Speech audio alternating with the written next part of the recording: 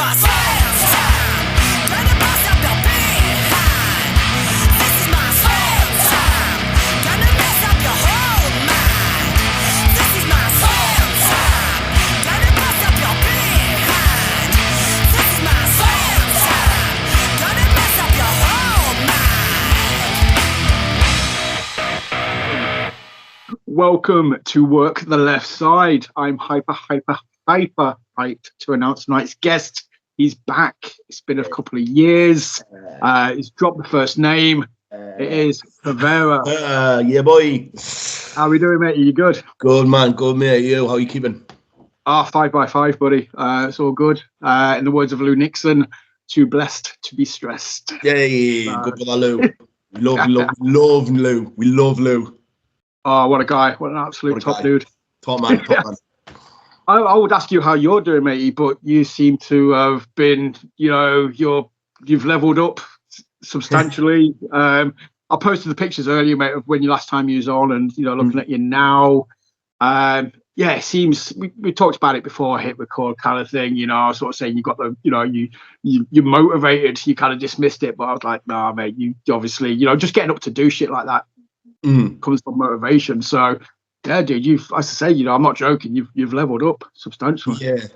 I think last time we spoke, I was floating around 14 and a half, 15 stone, and I wasn't exactly small then for the UK scene. Now I walk around about 17 stone. And yeah, a lot bigger than I was. But training over the last couple of years changed massively, because I stopped concentrating on wrestling training, started concentrating on bodybuilding.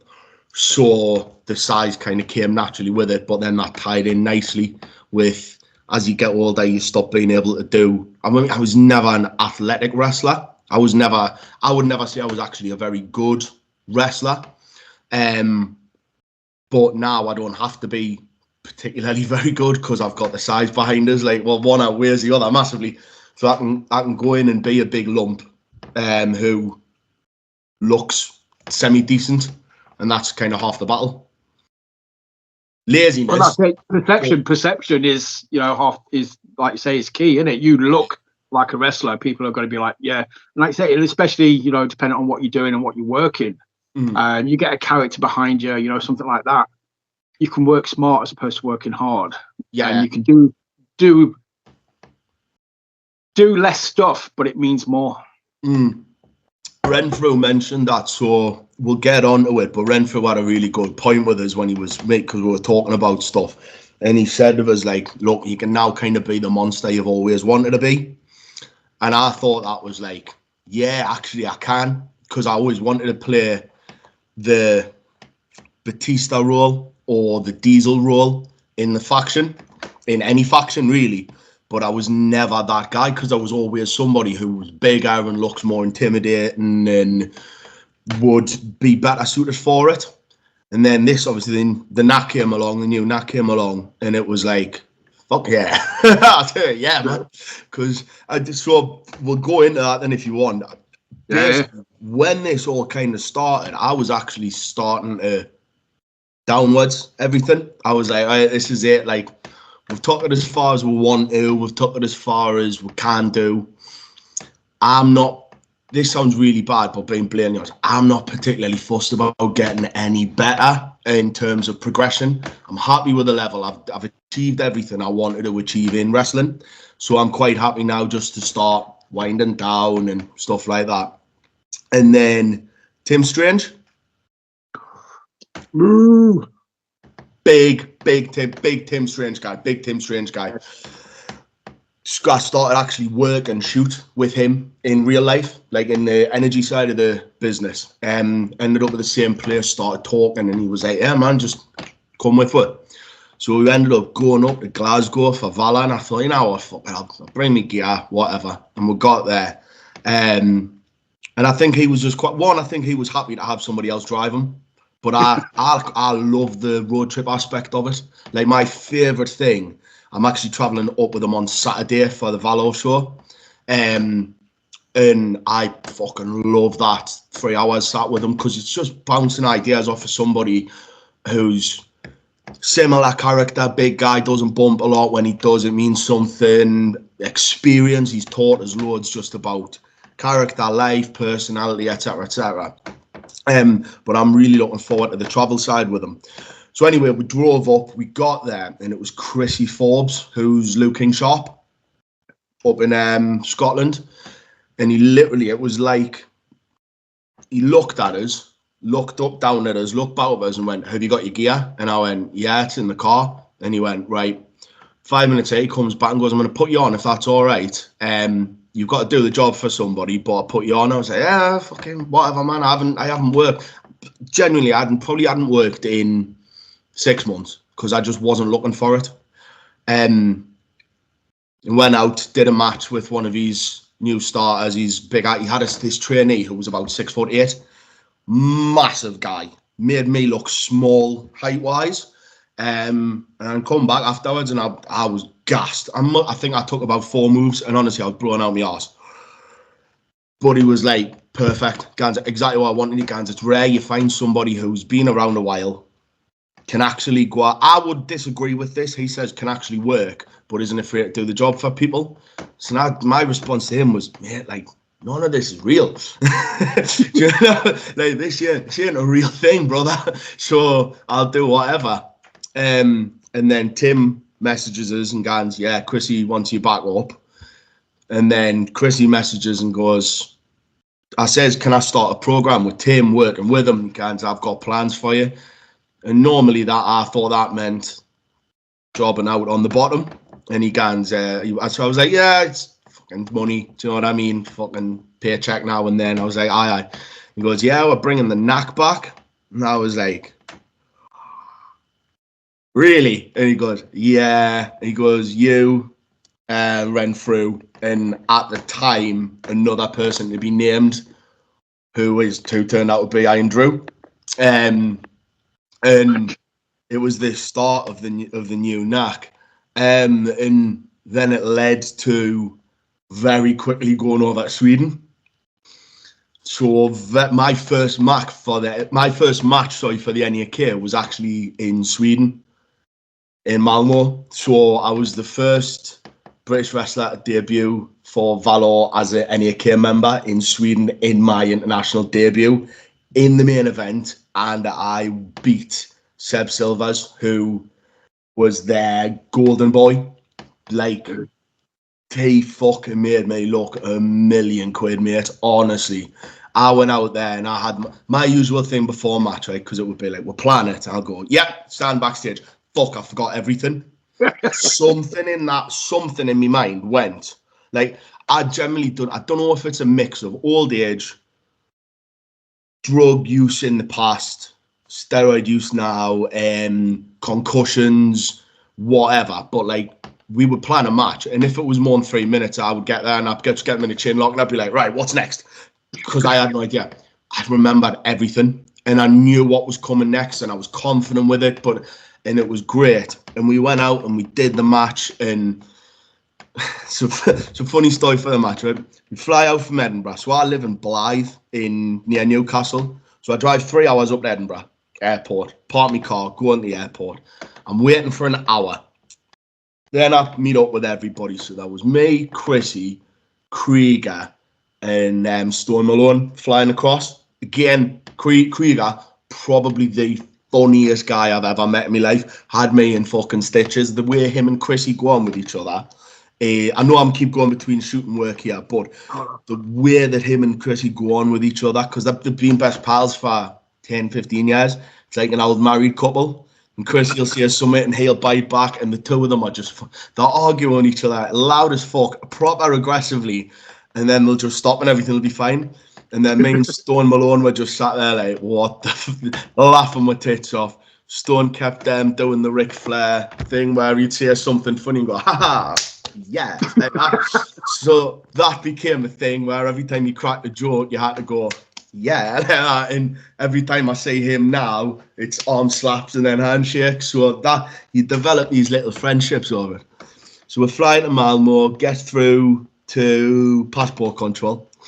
And Chrissy stops and goes, if they ask, you're here to wrestle, you're not getting paid. Me, Kriegs, Stone, first trip through. Took the passports, blah, blah, blah. Chrissy, obviously back and forth to Sweden, back and forth to Sweden. I love him, but he looks like a dodgy little character. He's carted off to a different fucking entranceway, way the way down, where I stood there for about 15 minutes going, he's been lifted, him, hasn't he? This cunt's been arrested or something. He comes through and like, what's the matter? We're just checking why I've been in the country 18 times in the past 9 months or something. So we're like, aye, fair play, mate. Gets there, gets the train, because you flew to Copenhagen, Denmark, and then it was a half-hour train ride across to Sweden. Me hates fucking public transport, hates walking anywhere. I genuinely would have rather rented a car for it, right? And I said this to him. Nah, I'll be fine, man. Don't worry, bro. All right, Paul, no, it's fine, man. Little walk, all this shit. Fucking hours walk through Malmö in Sweden. So keep in mind, if I said to you, mate, me and you's going to go to Sweden, what kind of clothes are you packing? Hoodies, jeans. 34 degrees. Oh, shit. So, Dude. I've come across with trackies, a hoodie, and a North Face body warmer. Okay. It really keeps the heat in, mate. So as soon, and I've got that on in Edinburgh going, fucking hell, I'm chilly, yeah, like, get off there. I'm like, Jesus Christ. Literally, outside the airport, I'm stripping off to me boxers, putting a pair of shorts on, hoying a vest on, getting on the train. We then got off the train in Malmö, and we had to walk to the venue. Fucking maybe it's an hour's walk. And I had no idea where we're going. So we had to wait for Seb, one of the Swedish guys. And he goes, tell you what, there's a nice little museum up here. And it's got a lovely garden, and we'll go and wait there. And I've got the pictures, and I'll send you the photos of the architecture. And it was actually beautiful. 30-odd degrees, you're just sitting chilling. I'm thirsty and hungry at this point. So my anger, right, and as well, I doubled up on my dosage the 2 weeks previous to the show, thinking I'll get a bit of a pump on. So I'm already up here. And when I'm hungry, I'm thirsty, don't like this. Where is he? He's late. I'm going like that, ready to hold up. Chrissy goes into tour guide mode. So he's walking around. So this art museum was actually used as a stronghold for the Nazis during World War II. As you can see, fucking swastikas everywhere. Fence posts, side the building, the lot, right? And I'm just like, all right, okay then. Weird. So sits there for a while, meets up with Seb, and then we go to the venue. Hours walk to the venue. Me and Seb Silvers are on last. So we've got the first half, which I watched. Then I started getting ready. And then I like to do this thing where I just sit in like a dark room for about 5 minutes, just getting into character, running through it all. Sitting like that, stretching my toes off. I'm so dehydrated, both my calves went into spasm. And I've got kick pad covers, kick pads, long socks, boots which are all tucked into everything. Not able to do anything, so I'm just jumping around the place, screaming, stretching off, neck and water like now to the matter, trying to get it through. Seb's music hits, he goes out. So then I'm like, fuck man, I can't walk here. But got on the side of the like a step, and I'm bouncing my legs up and down, up and down. Sorry, what? You're not having... Sorry, I've got a staffy who's staring at us. You're not having me food. Sit there then. Sorry, he's giving us the eyes, mate. I'm sitting, bouncing my coughs, and they're recovered. Come out, do me entrance.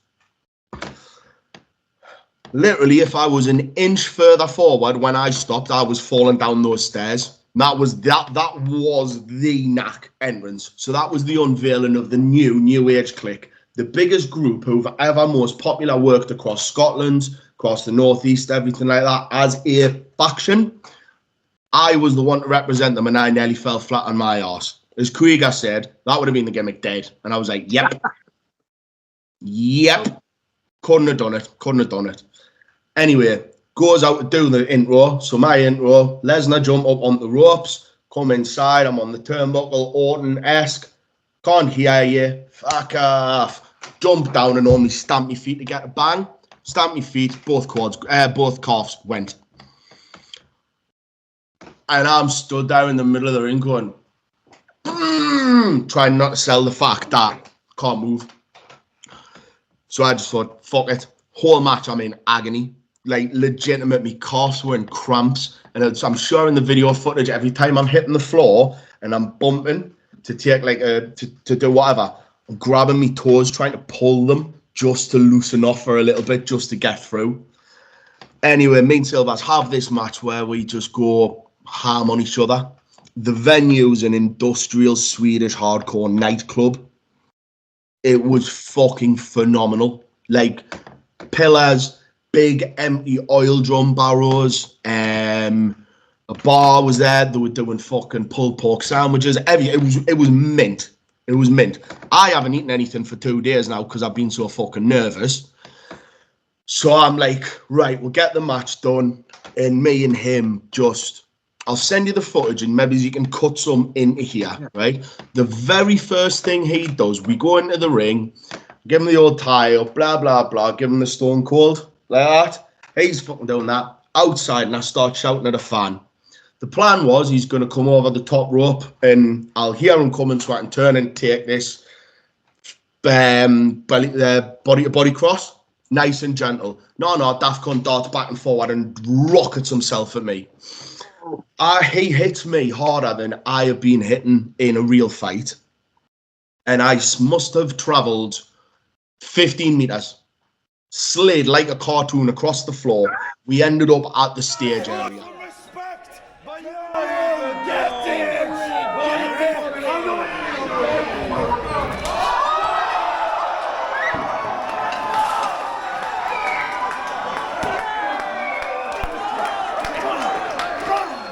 Picks us up and launches us into these barricades, steel barricades. By this point, I'm just like, fuck it. Let's just take it. Ribs down here, bruise the fuck after the match. Throw him in the walls, super kicking his arm between the wall and this like big yellow barrel. So the glass is breaking everywhere because they're falling off. Going around the ring, I'm biting him. He's fucking kicking the shit out of us. And we did the match in that, and he was just V-triggering us all over the shot. I think I took about 3 or 4 V-triggers, or drop kicks to the head, everything. And then the finish was the F5, and he sold that like... I said to him again, I'll do it, but no one kicks out of it. I protect that move. Talking completely through the cameraman's terror. If I hit that, that is a match. Nobody's kicking out of an F5. I can get you up for it and you can slither down. You can kick out of a super kick. You could kick out of a fucking Canadian destroyer for all I care if I did one on you. But that F5 is protected. You say that, that's the finish of it. Because when finally one day someone does, if someone does, they'll never see it coming. But it's got to be the right person. Well, there ain't going to be a right person because I'm never going to let it fucking happen. Anyway, we've done that. And I swear to God, mate, he is lying. Dead. Like that, one arm down, other arms just like that. Dead. And he lay still for a good 6 minutes before I left the ring. Not one movement. And I came backstage and I was like, heart racing, adrenaline through the roof. And he comes back, he just looks and he just goes, bang, thank you, brother. And I was like, fuck, was that all right? Because I doubt everything. That even if I'd planned it and nothing went wrong, we had everything right. We got reactions from the crowd. We had them interested when we want them to. We're bringing them down, everything. And I always still gone up and gone, that was shit. That could have been so much better. He comes back and he was like, brother, unreal. Texts us the next day, mate, if me and you can keep working together, I will be so fucking happy. Because if I could do that match, minus aside getting fucking whiffed into the steel guardrails every time. And that dive, the dive I'll send you, mate, make sure you get it into this if it goes in video, because it is, he must have turned around here and went, fuck this guy. I don't know if I said something bad of him in the back, but he went through me, mate. But we'd said to each other in the beginning, let's go. Do you know what I mean? Not like let's kick fuck out to her, but I said I need them punt. I need to feel it now, but not feel it tomorrow. And he just, for me, fucking bang on. It's like the Scottish style is very hard hitting, and they work very snug. Yeah. But I like that. In the south, the further south you go in the UK, they seem to be very and then you're like, well, fucking hit us then. And you go up in Scotland and they're just burying you with fucking digs, and it's great. It's amazing. Oh, that's it. I mean, obviously, yeah, you know, you mentioned Tim earlier. You know, Tim's going to be one. Tim, you know, obviously Lou, who mentioned beforehand as well. All those guys, you know, Snugs, I think their middle name. You know, if I check the birth certificates, I'm pretty sure it's Tim Snug Strange. Mm-hmm. So, yeah, that's how you guys work. And obviously, I presume, you know, it helps. It obviously gets the adrenaline going. It just gets you feeling the moment. Yeah. But dude, that sounds fucking unreal, though. That was just legitimately just like, yeah, if I get to see any footage of that, I'll be happy. I'll send you the entire thing, and you can cut out what you want. And the way he took the F5, I swear to God, got him up, got his heel this side, as you do, got his legs up, and when I threw him, he must have went up for a suplex before he came down. And just, he bumped it, and just, there was no bounce. He just bumped and died like he would. And that's because I'd said to him, like, just dead sell it. Didn't mean dead sell it. He was just, it was like he was dead. Pinned him, and he just made me look $1 million. And that then I think had a really good effect, because if that first match had been bad or hadn't lived up to the hype of the NAK, that would have ruined everything straight away. Oh, dude, like you said, that you turned up. You know, by the sounds of it, it couldn't have been any better. And that inch, mate, you know, I think the ladies were right. That inch makes a difference. You know, that one inch further, bam. Just that little bit extra is enough. Ask her upstairs; she'll tell you.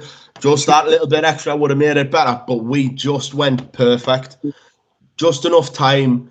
There was just enough thing, and I'm backstage going, "Fucking hell, I was blown out my arse there." And the lads videoing it going, couldn't tell. Said you look like you actually just thinking about what you were going to do next, like it was methodical. I was like, right, yeah, that was the character, mate. Not the fact I'm going, because I was smiling the whole time, and it just has that fucking, when you're like that, you're like, it's like this maniacal thing that comes across, and it fell into place. Very, very lucky that these stars aligned. And before this show, I'm sitting talking to Chrissy. So I kind of want, because I get a very big thing of imposter syndrome. Like, even in the past, I was like, why the fuck am I wrestling Grado? Been doing this 6 months. Why have I got Grado? Why have they got me and Sabu wrestling each other? Why am I in a tag team match against Nick Aldis? Why is Flip Gordon teaming with us? Why have we got the Dudley's old manager when he's on a tour? All these things. Why me? Why am I not? Why has he picked me? And I still get this at work now. Like in personal life, last 9 months have been a bit of a, 9 months. Last year was a bit of a shit show. Real ups and downs. And then everything started coming together. Much better job, better personal life, mental life, family life, partner, etc., etc. She's been great. The Charlotte, she's called, current partner. Don't tell her, but I'll probably marry her one day. But she has been 100%, mate, 100%. She's been supportive of us. When we found out I was going to Sweden, she said, right, how much is the tickets? I was saying I was having a look. I booked them. I was like, what? So then I booked them. Just, you're going. She helped us get me old gear, because I didn't have time to get new gear made. She helped us get me old wrestling gear that fit, sat and unpicked, triple-stitched, embroidered things on to make them into black trunks, then sat and helped to cut out NAK heat transfers. I should have brought them down to show you. NAK heat transfers to iron them all on, so I then had NAK gear to debut in. Recently, we've contacted a guy who makes clothes, makes wrestling stuff, and I tell her the price. I was like, I'm gonna wait, and she was like, no, fucking buy it. She goes, you need it, you deserve it. So we're waiting on they'll get delivered off of Eminem. He's called guy Tim, same guy who makes Tim's gear. makes my new gear, and I kind of, if they were here, I would have shown you them because they're fucking phenomenal. Blue, silver barbed wire, silver Kavero in Yiddish on the front, the logo on the back, just fucking like, yeah. What Tim and Lou and me's got this little phrase where you going, for chef's kiss, when something's really good, and that is proper chef's kiss. So I'm looking forward to that, and that'll get debuted at the next show where the Kliq is.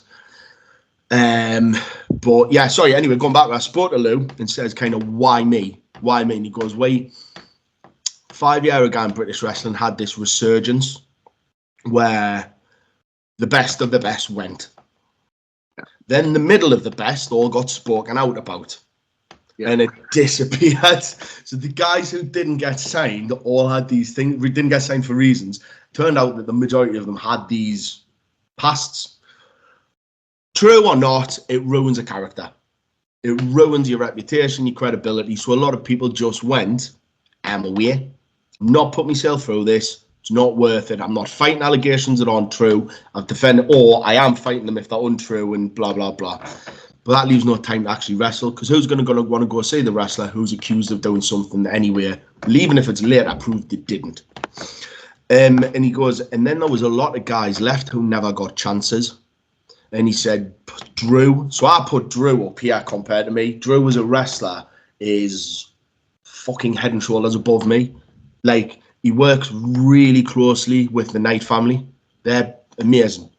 He wrestled Gangrel at a show last November, October, November, December last year, which we went down to. 5-hour drive, by the way. Fuck, never again. But he wrestled him like there's no matter.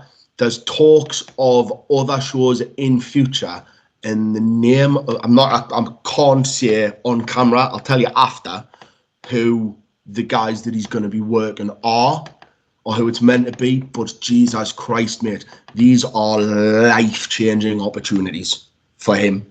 But he gets them because he's the Rollins of the group. I'd say the Roman, except I'm not going to go on to do great things by myself. And Renfrew's this fucking lunatic, who guides us and keeps us right and shows us the way to do things. And even in the short time me and him have been conversating the last couple of months, he's got the wrestling ideas, I've got the business ideas, so I run all the merch, and knack t-shirts are flying off left, right and centre, honestly. But then because of, and just to point them out on here, a couple of the sponsors, because of them, KDJ Prince, and then because of Unforgettable Vision, between the two of them, we've got the ability to put the Knack logo, my logo, Drew's logo, Renfrew's logo, any logo on hats, scarves, gloves, underpants, thongs, vests, t-shirts, long sleeve t-shirts, polo tops, hoodies, phone cases, cups, mugs, you name it, we can do it. So we're just at the moment in process of like setting up online shops, stuff like that, where people will just go on and go, I want one, there you go, gets delivered to your house in within a week. We don't even have to then deal with it. I don't have to carry an extra suitcase lugged around full of fucking clothes to sell. And we just get a check sent or a bank transfer done once every month, 2 months, 3 months, go there's some cash. I did a pre-order where it was like, right, I'm going to do 10. I'm going to do 10 t-shirts at a pre-order. Right? The first 5 get a signed photo of the Kliq. Right? Now I had 20 of these. I got 42 pre-orders. Dude. And for me, the only merch I ever sold in the past was, I called them pity sales because it was me mate. Go on, mate. Gives a t-shirt, chuck it in the back of the cupboard. I support me. You know what you do. Nah, people coming to us who I've never spoken. Can I take a picture? Can I do this? Can I do this? The last Valor show, I went back to the merch table, seen how many t-shirts with my t-shirts, the Nightmare ones, which, by the way, Wayne Dennison from Unforgettable Vision designed that. Poor top man. They were all there still, and I was like, fuck, And the woman doing merch goes, "Oh yeah, here's your money." And it was only a tenner. I was like, "What?" She went, "Yeah, somebody bought your pictures." And I went, "What? The Kliq ones?" She went, "Nope, yours." So someone. Well, that's fucked. Sorry, wait there, because the dog's now growling at it. It's just a picture, man. Stop it. Right. You want to be on the podcast? Do you want to be famous? Come here. Up, up, up, up. Go on. Come here. Stop running away then, you shitbag. Come here. Oh. Wow, big doggo. Nice. Hi, Matt. Oh, mate. Say hello to the people. Doggo. But my wife's over here as well. She loves say? dogs. She's like, oh, Staffy, he's lost, man. Yeah. Me little boy. Me little cuddly boy. Right, off. Good boy.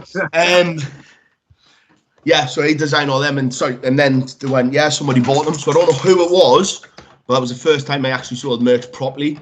And I went away with that tenner. I think I've still got the tenner upstairs, and I'm not spending it. That was amazing for me. I was like, fucking hell, somebody actually values a photograph of me with my signature on at whatever. Mom, I've made it. Kind of thing, you know? So, yeah. So that's how that's amazing, though. That's awesome. But yeah, frame that tenner, man, because again, that's sort of, when I speak to people, I always kind of ask them, like, the first, because obviously, I speak to people who've been in the business 20 years, 1 year, 2 years. And always like the newbies that I speak to, I'm like, that first booking, how did it feel? And some people that I've spoken to, they're framed, like the 20 quid they got for the first booking or the 10 quid or something, for the first booking. It's just, yeah, man, it means something, that's. It does. Like, it's amazing. My first show, I got paid £10 for, and there was a girl I was trying to graft, so I bought her a ticket. And the promoter charged us. So I came away with £8 for my match. And I wrestled twice that night. I won a battle royal and lost the final for the championship in my first ever match. And that's why I got paid. I remember that because that's what I got paid. And then I was speaking to some of the other guys at that level. And they're like, "You getting paid already?" I was like, "Yeah." And they went, "Wow, I didn't get paid for years." I was like, all right. And that's kind of when I got the thing of, I might have something here. Might have something here. Yeah, obviously see something in you and be like, yeah, cool. But dude, that story still, I'm just kind of saying, digesting it kind of thing. You sort of said it's just the stars aligning. Like you sort of said, mate, if you don't have your gear in the car when you travelled up there with Tim, yeah, dude, this shit ain't happening kind of thing. Yeah. And then you just, because you had your gear, because you had the foresight to have your gear with you, like, yeah, bang, there we go. And I can't undersell, like you sort of said, the importance of the new age Kliq kind of thing, knack, when it first started and then what it became and then what it built up to, the following they've got. Like you said, man, that was just, it's iconic up in Scotland. It was meant, like, when you work, you're not meant to be bothered by stuff like that. So I very highly doubt that Randy Savage sat there one day and went, "Oh yeah, they want me in the world order, brother," kind of thing, because he doesn't talk like that for one. But I doubt he did that. When Chrissy told me about the Kliq, and I'm not going to lie here, I worked the Kliq when it was BT and Renfrew. This is in MEW about 5-6 years ago, before me and Grado had the top knot bum bag match. That's what actually caused it. There was me and him tagging against them for the titles. And I remember this is about 18 months into my career, and I was shitting a brick for this match. Because I was like, I don't want to get beat up. I don't want to make a fool of myself, but I'm not ready. You'll be fine, you'll be fine, you'll be fine. I dropped a bollock on every single spot. Every single spot. BT went to slappers. I thought he was doing a hip toss, so I just flip bumped. They tried to do a move on us where it didn't work. So at the time, so basically, fast forward to the finish, they did the kinky boots. So Renfrew would hold us, legs wrapped around them. BT would jump off, clip you with his heels, just on the top of your head. I sell the fuck out your face. If you're blading, you're blading. It looks bad. So Renfrew went to pick me up. Some would say I just jumped at Renfrew for him to pick us up. He dropped us, but by this point, I was actually in my fat stage. I was about 18.5 stone of lump. He couldn't lift us. So I remember saying to him, lift us. And he went, fuck off, hand from back here, and just slapped us across the face, picked us up, did it, and shouted at Tam, fucking stomp him. I'm looking, going, what? Next thing I know, 2 size 12s coming towards my face. Bosh, like that. And he stomped me, and it didn't hurt. I'm used to getting kicked in the face. But it was embarrassing because I was meant to be on that level, and I wasn't. So anyway, afterwards the match, we're laid out, and me and Grado's lying on the floor, and Graham, the nicest guy in wrestling, he did fine, mate. Don't worry about it. Honestly, all good. Don't worry. I was going, yeah, I can't, mate. It was shit. Backstage, Renfrew is fucking pulling the place to pieces because he was so angry. And he was fully entitled to be. He was fully within his rights to be like that because I was not at that level. I said to him, I didn't want the match. I'm not ready for the match. I asked not to be put in it, and I was scared. I was apprehensive. Now, whatever reason I got put in, crowd didn't know that things went wrong. I did. And that's where it was the hard part, because that's where I then took a real blow to my ego. And at the time, because I was 18 months in, but within those 18 months, I was working externally from the company I was trained at.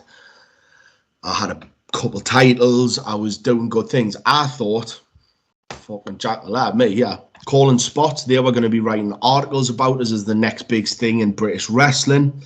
All these things. And I was like, yeah, I don't need to train. Yeah, I did. And I was just going out doing matches, and they were fucking bollocks. Then the cocaine came in. As a young'un, you party, you drink, and I fucking loved this stuff. So I didn't just have it when I was partying and drinking. Yeah, I'm wrestling. It's a social time. Half a gram before a match, I nearly dislocated Sean Only's shoulder. I forgot. Yes, we talked about this last time. I remember this because I remember this coming up to conversation because I'd had Sean on just beforehand as well, kind of thing. Yeah, fuck. Whatever he said was completely true. It was terrible. I remember this. We did a spot. He was using the curb stomp at the time. So the spot was going to be, this is very early in the match. He was going to go to curb stompers. I was going to move, swing around, super kick him to drop him. First time he did it, I took a curb stomp. Picked us up. Second time he did it again. I took another curb stomp. He then went super kickers. So when he went to do the curb stomp, I just super kicked him. And I had no fucking idea. I got him up on my shoulders for the F5, dropped him on it, and after the match, he was sheepish with us. He didn't want to speak to us, and I understand that. About 4 years later, I ran into him at a Target show, and I says, I need to speak to you, mate. He was like, you really don't. And I says, I tell you what, then let us say me piece, and then for hands. I was messed up, mate. I was bad with it. I thought it was under control, but it wasn't. I'm really sorry. And he went, you know what? I kind of need to hear that. Got all the respect. And we're never going to be best pals. Never ever going to be best mates. We're different kind of workers, with different areas, different styles. And once you have a match like that with somebody, I don't think you ever would be confident about being in the ring with each other again. That's fine. But he shook my hand, and I felt slightly more relieved about that. But fucking yeah, that was a lot. This had a match where this was on the comeback. Drove up to Scotland, and at the time I was maybe I may or may not have been involved in supply of things like that, so I had a lot of it. Oh, this is a long drive. As you do, got there, absolutely trolleyed. Putting the match together, I was remembering it. First spot, TJ Rage, big fucking dude, hard whips us into the corner, and I went in chest first. Something went, and I hit the fucking floor, and my shoulder. This is literally, and I mean, this is 27 seconds into the match of a triple threat match. Me, TJ Rage, prize fighter Dean Ford. And it was meant to be this back and forward triple threat. Take the big guy out, me and him do a striking match, and then we have a bit of a grapple. Then the big guy comes in who beasts to her. Then we do a little bit with each other, and then it all accumulates in this big finish of TJ. Basically, I think he was either going to double choke slam or double bomb or something. Both of were. Or no, it was a John Cena finish. He was going to do the double 5-knuckle shuffle to get the kids on side for the finish. Pin both of them. He looks amazing. I fucked that. I hit the deck. They tried to pick us up, and when he lifted us, I felt this pop up here and this immense pain. And I don't know if that was it settling back in or something, but I can move that and I can hear it visibly now. I can feel it like moving. The shoulder muscles move that way. So it's not right, but that was the match. But that was my big thing. So I drove all the way up for that. And it was, who was it? David Golvin. He was a promoter. And he goes, I'll still pay you for the match. I can't. You'll fucking not like. I said, mate, I'll take 40 quid for me travel. You keep that, because he goes, no, you wrestled. I went, I did not wrestle. I embarrassed you in your company there, mate. I am sorry. And that was about the time where I was like, I need to stop this now. Stopped for a while. Couple more things happened. Basically, space of a week. My mother, bless her, got diagnosed with cancer for the second time. Me and my partner at the time, Emily, broke up. And then on the Friday, I'd buried my 6th mate of the year through suicide. So it was a lot to take in a short amount of time. Plus, it was a lot to take on a mental state that was not the best, coupled with copious amounts of routine drug use, no sleep, not eating properly. Oh, I'm losing weight, so I need to take more steroids, all these things. And it resulted in a bit of a breakdown, let's say. Disappeared from the wake on the Friday, and they found us on the Saturday in Sunderland in my car, drunk, drugs everywhere. And first time I've said this on camera, broken bit of glass dug deep into my arm. I was on the way. I'll show you. To be fair, I'm not ashamed to talk about what it was. If you can see, there you go. Yeah. All the pink ones. That was like that when it was open. So that was like that when it was open. Okay. That was muscle tissue. I could see veins. It's not as easy as it looks in the films. It's not. You go in a film, somebody's going to do that. It's done. They're away. And I was doing it that way because I got told, well, from what I'd heard anyway, that's the way for a result. Yeah. 1, 2, 3, 4, 5 were deep enough to go sub-fat levels. The rest of them were just skin breakers. But it was with the corner of an aftershave bottle that I had. Writhed out the car, hands on my face, handcuffed, took to the police station, released into my mum and dad's care. Saturday. Sunday, I'm at KFC with one of my mates because he came to take us out. Gets a phone call, you best go home. 2 armed police at the door. There's a warrant out for your arrest. You need to come with me. Oh, straight away. Suspended jail sentences, community orders. Yeah. What are that? They have them in wrestling all the time when you're not on. Me partner ended up getting a restraining order. Guns, I kind have you around me and the kids when you're like this. I was like, yeah, I get that. I had a lot of work to do on myself. But for a long period of my life, my thing was, something's bad happened. I'm going to do cocaine about it. I'm not going to fix the flaws. I'm not going to deal with them. I'm not going to address them. I'm not even going to think about them. I'm just going to sniff it up my nose. And then over the years of that doing it, it finally presented itself. And it was like a breaking glass moment. It was like Steve Austin's music, the first second. Glass shatters and then you just numb. Nothing.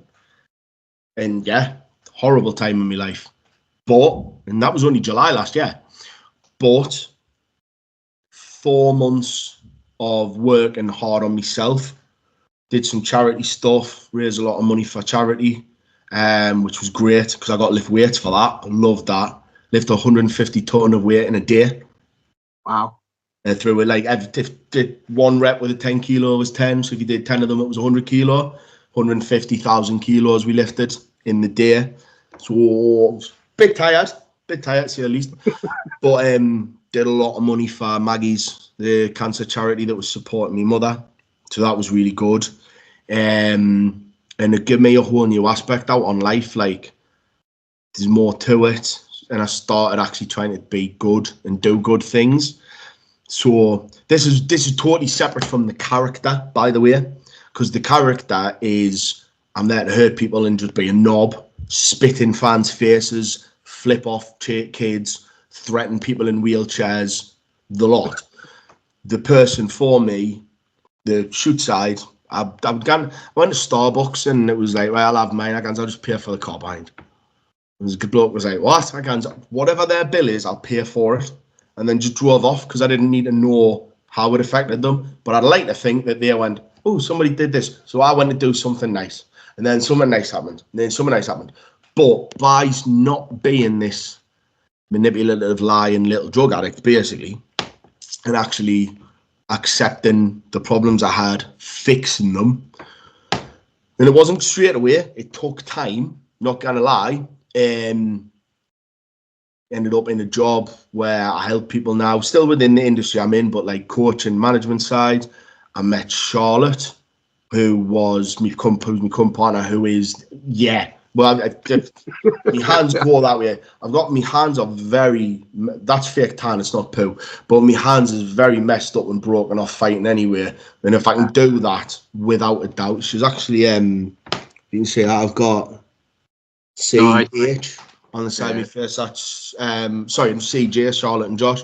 Then I got a lion there because Harper, her daughter, loves lions. And that's also the side that she cuddles up to me on. So it's Harper's lion. So that's where she goes there. Literally meeting these two people changed my life, mate. And it gave us a perspective of there's more to it than getting through it. It's not a thing of we're just going to go, right, what do we do today? We go to work, we go to the pub, we get high, we go to bed. And we did repeat that. It's like to live for things. And the Benz light of my life, mate, honestly. I never thought I'd love anything more than me. Never thought I'd love anything more than wrestling, making money, be anything that I wanted to do. It's all about her. And she's this hurricane of ADHD who just bounces around the house demanding chips and donuts and hot dogs and sausages. And then she wants to cuddle, then she wants to watch SpongeBob, and then she wants choo-choos on, and she wants you to hide. And then she's going, are you okay? Are you okay? And it's just mint. Absolutely mint. And I've told Charlotte, like, we had a conversation a couple of months ago. I was like, look, I love you. I do. But if there's a train flying towards us three, I am throwing you in the way of that train to save Harper. And she went, I would fully expect you to, and I would do the same. And we went, champion. So no problems, no issues at all. She is the best person that ever happened to us, and I wouldn't be back in wrestling if it wasn't for her. I wouldn't be in the job I was in for her. I wouldn't be in... I say the word financially stable like it's a brag. I mean that in the sense of I can just go at the shop and buy milk and bread and stuff. Not that we're living a massive life, but we don't worry. Yeah. But it's because of her. And I cannot, the best feeling in the world, as good as the feeling of walking out to Psycho by Psycho Dalek, that song, because honestly, mate, that song, but it does, it gives me chills still, like it really does. But the best feeling ever is not that, and it won't be when we win tag titles or we win individual titles or whatever. it's walking through the door after the worst day at work, or walking through the door after traveling for wrestling. And Harper's then she goes, "Hi, Josh," and runs across. And the dog comes, and then Charlotte comes, and it's like, this is the feeling I've been looking for the last 32 years. And I'll admit that to anybody. My new gear has got, basically, it's the trunks, and then the kick pad covers. The kick pad covers got card subject to change written down the side, because we are the NAK, and that's what we do. The second one, though, has just got same size letters, so it's just subtle. CH and then Hot. So Charlotte, Harper, Hot.